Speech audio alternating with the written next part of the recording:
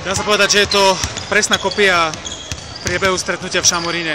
Šamorín nám vrátil teda požičané. Ja si myslím, že nebolo to úplne takisto. Podľa mňa sme začali veľmi dobre.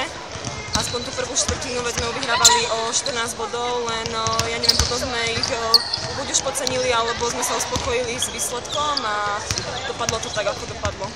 Tréner hovorí, že máme úzky káder, že by sme potrebovali ďalšie hráčky, pivotky hlavne. Čo si ty myslíš? Tak ja si myslím, že má pravdu. Určite potrebujeme hlavne takú vysokú, takú pevnú pivotku. Bolo to vidno vlastne aj v dnešnom zápase, takisto mal super výškovú prevahu a tam sa to potom aj prejavilo. Pár minút pred koncom zápasu sme viedli ešte 10 bodov. Čože sme to pustili, v podstate vyhraný zápas? Ja tiež neviem, dali nám rýchlo trojky a tým sa to vlastne potom zvrtlo, začali brániť zónový pressing, tak sme mali zo pár strát a tým pádom to otočili a posledný faul, čo zapískal, tak to už bola taká vlastne čerešnička a to sa dovršilo.